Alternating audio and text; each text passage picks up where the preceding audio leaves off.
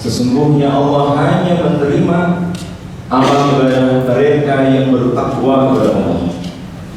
Sehingga tidak ada jaminan bagi kita selama sebulan lamanya kita berpuasa, sebulan lamanya kita sholat tarawih, sebulan lamanya kita tilawah Al-Quran, atau selama sebulan lamanya kita berada di bulan Ramadan, semua itu menjadi jaminan diterimanya amal ibadah kita.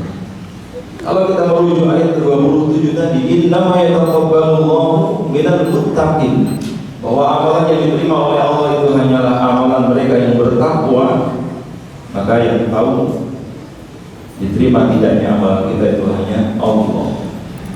Karena itu di penghujung Ramadan Rasulullah SAW selalu memberikan tahniah, mengajarkan kita untuk juga melakukannya. Menjelang berakhirnya bulan Ramadan, Rasulullah SAW selalu menyampaikan kepada para sahabatnya, dan sahabat itu juga menyampaikan kepada yang lain ucapan tahniah, ucapan doa. Apa ucapan tahniah atau doa itu? Taqabbalallahu minna wa minkum. Semoga Allah menerima amal ibadah kita dan amal ibadah kalian semua. Ini adalah doa, sebagaimana doanya Nabiullah Ibrahim alaihissalam ketika beliau selesai membangun Ka'bah. Padahal kita tahu siapa yang mengerjakan itu? Nabi Ibrahim, seorang nabi yang paling ikhlas, nabi yang paling solih, bapaknya para nabi. Yang mengerjakan seorang nabi tidak mungkin, kalau nabi mengerjakan pasti terkontaminasi riya, sum'ah, tidak mungkin. Kalau nabi yang mengerjakan pasti ikhlas karena Allah. Namun apa yang kita lihat setelah Nabiullah Ibrahim membangun Ka'bah? Apa yang dibangun ini Ka'bah? Bukan hunian, tempat tinggal, bukan sekedar bangunan biasa, tapi Ka'bah. Setelah Nabiullah Ibrahim alaihissalam membangun Ka'bah, beliau kemudian mengangkat kedua tangannya seraya menghadap kiblat dan berdoa kepada Allah, Rabbana taqabbal minna, ya Allah, terimalah amal ibadah kami.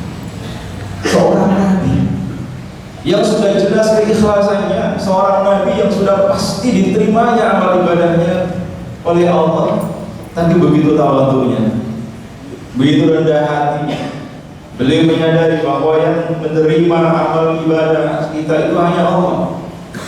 Maka beliau tetap berdoa kepada Allah, Rabbana taqabbal minna, ya Allah, terimalah amal ibadah kami. Rasulullah kemudian mengajarkan kepada kita juga, setelah selesai kita menjalankan ibadah puasa Ramadan, hendaknya lisan kita tidak pernah berhenti mengucapkan taqabbalallahu minna wa minkum, sebuah doa sekaligus harapan bahwa tidak ada yang tahu amal kita diterima oleh Allah atau tidak kecuali hanya Allah, yang disebabkan oleh keikhlasan kita. Namun saya yakin semua jamaah Masjid Al-Firdaus, terutama yang sholat subuh selalu berjamaah di masjid, adalah orang-orang yang ikhlas. Karena tidak mungkin Pak, subuh ngantuk, bahkan mungkin ada yang sahurnya kebanyakan sehingga kekenyangan. Begitu mudah meringankan langkah kaki ke masjid, sholat berjamaah itu tidak mudah. Kalau bukan orang yang ikhlas tidak mungkin. Kalau bukan orang yang ikhlas tidak mudah. Maka doa yang kita panjatkan kepada Allah hanya satu, Rabbana taqabbal minna, ya Allah, terimalah amal ibadah kami. Karena kita sudah berusaha, kita sudah ikhtiar, kita sudah totalitas, kita sudah melakukan segala sesuatu secara maksimal. Itu kalau hanya amilatun nasibah, sia-sia, rugi kita, rugi serugi kita. Apalagi jamaah kita ada yang dari jauh, Pak Martin itu rumahnya jauh dekat ini, pasar ini sana. Itu kalau tidak ikhlas eman-eman. Ada yang bahkan mungkin lebih jauh lagi, kalau tidak ikhlas eman-eman. Yang hingga saat ini ada yang belum tidur, masih ngantuk. Kalau tidak ikhlas eman-eman. Kita yang sudah khatam beberapa kali khatam Quran, itu kalau tidak ikhlas, eman-eman. Kita rewangi, meninggalkan rumah, meninggalkan keluarga, iktikaf di masjid, kalau tidak ikhlas, eman-eman. Kita yang hari ini puasa terakhir, karena besok kita sudah lebaran, kalau tidak ikhlas juga eman-eman. Pagi nanti kita sholat gerhana matahari, kalau tidak ikhlas juga eman-eman. Kita yang menanti syuruk, setelah sholat subuh kita bertahan di masjid nunggu matahari terbit. Kita rela tidak tidur sebagaimana kebanyakan orang setelah subuh tidur. Kita rela standby di masjid, tidak seperti kebanyakan orang mungkin selain jogging. Itu kalau tidak ikhlas, eman. Innama yataqabbalullahu minal muttaqin. Yang diterima oleh Allah bukan banyaknya amalan kita, tapi ketulusan kita, keikhlasan kita dalam mengerjakannya. Nah, saya doakan juga BKM, panitia PHBI yang kadang belum sempat sholat, tidak ikut qiyamul lail, sementara jenengan mungkin khusyuk di saf depan, bisa nangis-nangis khusyuk sholat. Mereka tidak bisa sholat malam, tidak bisa qiyamul lail. Untuk apa? Menyiapkan menu sahur, Bapak Ibu semua, sehingga setelah selesai sholat kita bisa sahur. Ketika iftar juga mereka tidak ikut pengajian, mungkin tidak dengar siapa yang ceramah, siapa yang kultum, lawan dari belakang. Mereka berada di belakang. Kita yang dengerin kultum di depan bisa khusyuk, bahkan dapat jatah pertama kali. Mereka yang tidak bisa khusyuk kita, terutama yang di luar yang jaga parkir, karena parkiran kita itu pinggir jalan, rawan sekali. Rawan terjadinya laka lantas, rawan terjadinya kriminalitas, pencurian dan seterusnya. Mereka yang menjaga, termasuk menjaga kendaraan dan keamanan jamaah yang iktikaf, sehingga terpaksa tempatnya di luar masjid, sedangkan kita bisa khusyuk, bisa berdoa, bermunajat lama, bisa nangis-nangis kita di dalam masjid, sementara mereka di luar masjid bahkan tidak tidur. Saya doakan mudah-mudahan minimal pahalanya sama. Akan bisa jadi mereka lebih banyak pahalanya daripada kita. Kenapa? Memastikan kenyamanan, kekhusyuan, keamanan kita, sehingga tanpa susah payah kita harus menjaga kendaraan kita sendiri. Rabbana taqabbal minna, ya Allah terimalah amal ibadah kami. Ini yang paling ditakutkan oleh para sahabat. Tidak secara otomatis begitu kita beramal pasti langsung diterima oleh Allah. Emang kita siapa? Kok seperti itu idenya? Sayyidina Ali bin Abi Thalib di penghujung Ramadan, kalau kita hari ini dari ibadah asar beliau tidak pulang, lewat maghrib, lewat isya baru beliau pulang. Mungkin juga belum makan, karena tidak ada tarawih, beliau tidak pulang. Setelah isya beliau pulang, sampai di rumah ditanya oleh Aisyah radhiyallahu taala anha, Fatimah radhiyallahu taala anha, istri beliau putri Rasulullah. Wahai suamiku, kenapa engkau baru pulang? Apa yang menghalangimu untuk pulang? Namun Ali bin Abi Thalib diam. Beliau tidak diam. Tampak dari wajah beliau raut kesedihan yang begitu mendalam. Lalu Ali balik bertanya kepada istri Fatimah, wahai istriku, ada apa di rumah? Apa yang sudah kita panen kemarin masih ada? 3 karung gandum, 2 karung kurma. Itu persediaan terakhir milik Sayyidina Ali. 3 karung gandum, 2 karung kurma. Apakah masih ada? Dicek oleh Fatimah, masih, wahai suamiku. Keluarkan. Malam takbiran, keluarkan. Keluarkan semuanya. Maka Ali bin Abi Thalib dengan pedatinya, atau pedati Pak ya? Kalau sekarang ya mungkin gerobak atau kendaraan. Beliau keluarkan pedati yang isinya itu 3 karung gandum, 2 karung kurma yang baru saja panen kemarin. Beliau keliling kota Madinah, dibagi-bagikan semuanya tanpa tersisa, tanpa berpikir besok lebaran pakai apa, masa apa. Baru setelah semuanya terbagikan, menjelang tengah malam di 1 Syawal, Ali bin Abi Thalib kembali pulang dengan raut wajah yang penuh dengan kebahagiaan. Itulah makna dari fitri.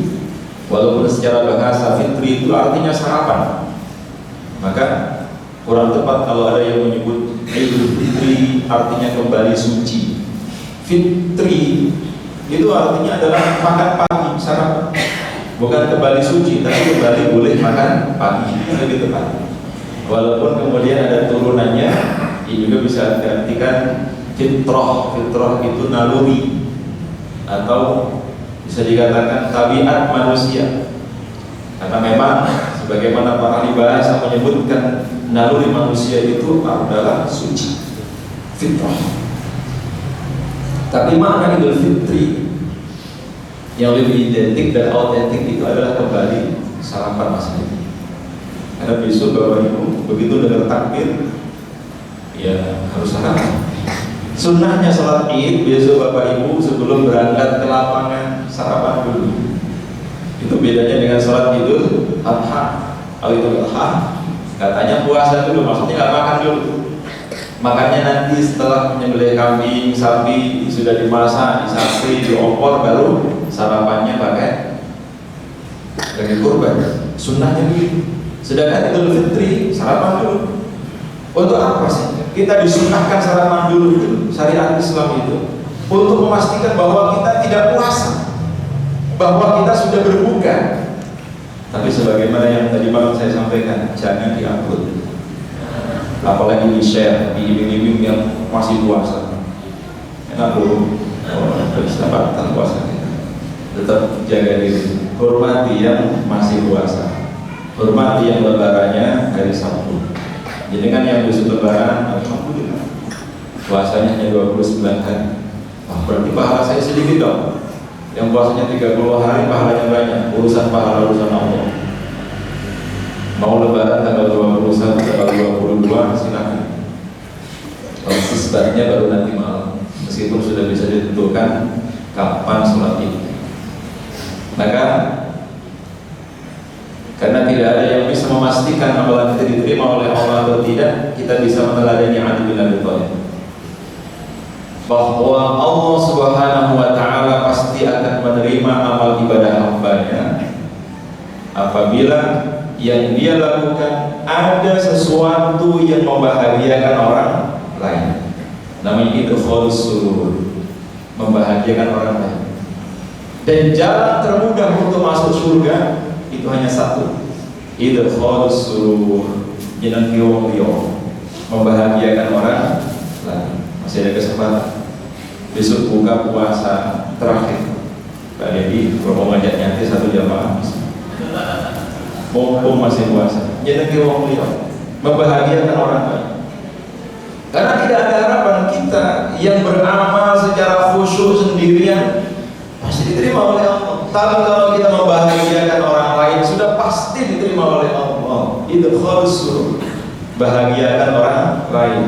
Maka kenapa ada syariat zakat, wajib mengeluarkan zakat fitrah atau zakat mal bagi yang sudah mencapai nisab? Salah satunya adalah ini, sempurnakan Ramadan kita dengan idkhulus surur, bahagiakan orang lain. Jangan sampai kita sudah siap lebaran, outfitnya baru, merek, sedangkan mungkin masih ada sebagian kita yang bingung besok sholat Id atau tidak, besok sholat Id pakai apa, bingung. Maka Ibnu Qayyim al-Jauziyah rahimahullah dalam kitab beliau Zadul Ma'ad mengatakan, laisal 'id liman labisal jadid wa innamal 'id liman ta'atuhu tazid. Bukanlah hari raya orang yang pakaiannya serba baru. Hari raya hanya milik mereka yang ketaatannya bertambah-tambah, yang keimanannya semakin kuat, yang sudah bisa dipastikan amalannya diterima oleh Allah Subhanahu wa Ta'ala. Nah, sebelum saya akhiri, sebagaimana tadi malam setelah Isya sebelum tarawih saya sampaikan, hanya ada dua perasaan yang ada dalam diri seseorang saat ia harus berpisah dengan Ramadan. Yang pertama adalah perasaan sedih. Kita semua sedih, tidak bisa seperti ini, dan belum tentu tahun depan bisa seperti ini. Bisa iktikaf, bisa tilawah Quran, bisa merasakan nikmatnya Ramadan, bahkan meraih Lailatul Qadar. Sedih, apalagi yang belum khatam, apalagi yang belum iktikaf lama, yang belum mencapai target, lebih sedih lagi, lebih sedih lagi. Kok begitu sibuknya dengan urusan dunia yang tidak dibawa mati, mati-matian mencari sesuatu yang tidak dibawa mati. Apa yang menyebabkan kita begitu sibuk dengan urusan dunia sehingga masjid hanya kita kasih sisa-sisa? Ramadan ini sudah tinggal sampah dari pikiran dunia kita yang selama ini kita pikirkan. Walaupun alasannya kalau nggak gini nggak butuh, tapi paling tidak khusus Ramadan ini sebagaimana para sahabat dulu 12 bulan Allah memberikan waktu kepada kita. 11 bulan silahkan kita gunakan untuk nyari dunia, tapi khusus 1 bulan saja Ramadan namanya kita minimalisir, fokus untuk akhirat, kita persembahkan kepada Allah. Sebulan juga nggak bisa, tidak apa-apa, 10 hari yang terakhir saja udah berhenti pikir dunia. 10 hari yang terakhir fokus kita beribadah. 10 hari yang terakhir juga belum bisa, full belum bisa, dan tiap malam saja, tiap malam juga belum bisa. Inna lillahi wa inna ilaihi raji'un. Sedih, belum khatam, sedih, masih beberapa kali kita harus mengejar ketertinggalan. Tapi yang kedua, bahagia. Perasaan bahagia bagi siapa? Bagi mereka yang Allah mudahkan semudah-mudahnya. Tsummas sabila yassara, dimudahkan 5 waktu full berjamaah di masjid, dimudahkan tilawah Quran setiap selesai sholat meskipun hanya 1 lembar, sehingga setiap hari 1 juz, sebulan khatam sekali misalnya. Alhamdulillah, minimal khatam sekali, bahagia. Dimudahkan oleh Allah bisa bayar zakat mal, alhamdulillah. Dimudahkan oleh Allah kita bisa memakmurkan masjid, alhamdulillah. Walaupun Ramadan meninggalkan kita, tapi ada perasaan bahagia karena bisa mencapai target yang diinginkan, dan banyak munajat dalam doanya yang selalu dia panjatkan.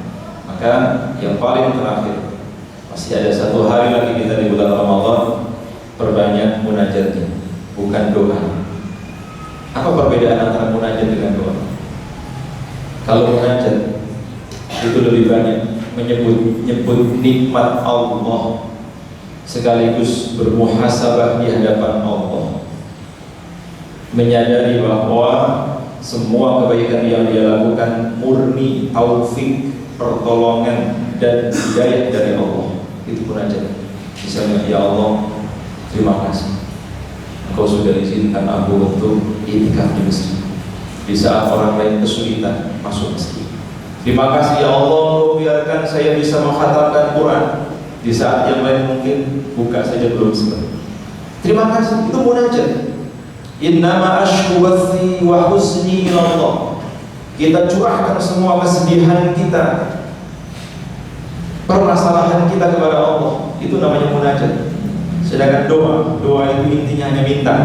Ya Allah, minta biar tambah kaya, minta biar tambah sehat, minta umurnya panjang, minta hutangnya lunas. Itu namanya doa. Seharusnya lebih banyak munajatnya.